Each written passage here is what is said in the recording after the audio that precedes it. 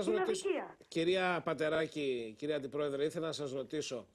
Αυτή τη στιγμή οι λειτουργικές ανάγκες, οι εργασιακές ανάγκες της εταιρείας είναι πραγματικά τέτοιες που η παρουσία των 285 αυτών ανθρώπων να είναι απαραίτητη? Υπάρχει δηλαδή πρόβλημα στη λειτουργία της εταιρείας από το γεγονός ότι οι άνθρωποι αυτοί πετάχτηκαν στον δρόμο? Να δούμε δηλαδή και την ίδια την εταιρεία και τα συμφέροντα της ίδιας της εταιρείας, βεβαίως, γιατί σε τελική ανάλυση, να το πούμε και αυτό, αγαπητοί μου, ότι σκοπός του μετρό ποιος είναι? Να εξυπηρετεί τον κόσμο. Έτσι δεν είναι δηλαδή? Με συγχωρείτε. Να παρέχει ασφάλεια στον κόσμο. Πάνω απ' όλα. Και βεβαίως πάνω απ' όλα.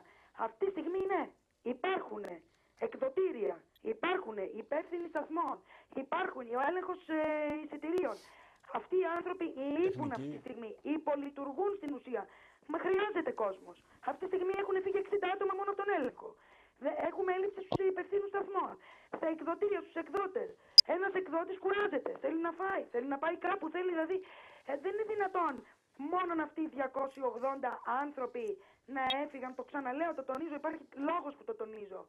Διότι το έλλειμμα έχει παρέλθει μόνο από αυτούς. Γίνονται αναβαθμίσεις μέσα στην εταιρεία. Σας να σε διακόψω λιγάκι, να πω και εγώ κάτι όσον αφορά αυτό το ερώτημα. Μείνετε κυρία Σάσα, κυρία σε συνέχεια για την εγκληματικότητα που μιλάμε, το μετρό πλέον έχει γεμίσει με πορτοφολάδες. Έχουμε καθημερινά περιπτώσεις κλοπών, όπου λόγω της έλλειψης προσωπικού έχει φτάσει πλέον στο σημείο να απειλούν οδηγούς και σταθμάρχες. Είχαμε περιστατικό πρόσφατα, όπου ο οδηγός μαζί με επιβάτες αναγκαστήκαν να τα βάλουν με μια συμμορία πορτοφολάδων. Η έλλειψη των ελεγκτών, των υπαλλήλων ασφαλείας και ελέγχου μέσα στο δίκτυο κάνει τους επιβάτες να αντιμετωπίζουν όλα αυτά τα προβλήματα.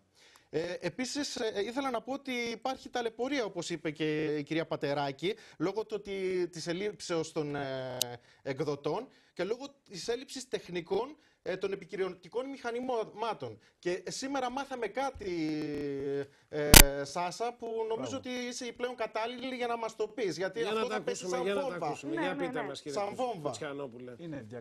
Σήμερα μάθαμε ότι η εταιρεία έκλεισε σύμβαση με μια τεχνική άνοδο, στην οποία θα πληρώνει 200.000 ευρώ το χρόνο για να φτιάχνουν τα μηχανήματα, τα επικυρωτικά μηχανήματα, ενώ αυτή τη δουλειά την κάνανε όλο αυτόν τον καιρό οι υπάλληλοι αυτοί που απολύσανε, που κοστίζανε μόλις 50.000 ευρώ.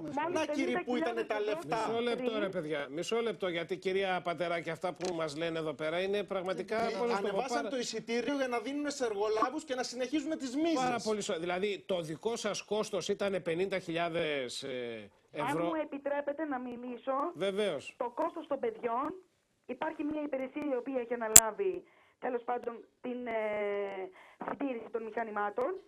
Σε αυτή την υπηρεσία δούλευαν και 3 από τα παιδιά τα οποία έφυγαν. Μάλιστα. Αυτά λοιπόν τα παιδιά, αν βάλουμε κάτω το μεικτό μισθό τους, δεν ξεπερνάει ούτε τα 50.000. Μάλιστα.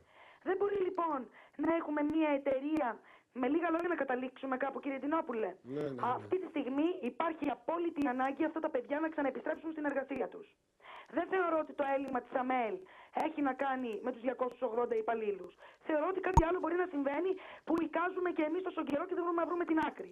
Αυτή τη στιγμή, αν γυρίσουν αυτά τα παιδιά, και δουλειά θα έχουν και εκείνοι και θα προσφέρουν και την δουλειά τους στην ΑΜΕΛ. Χωρίς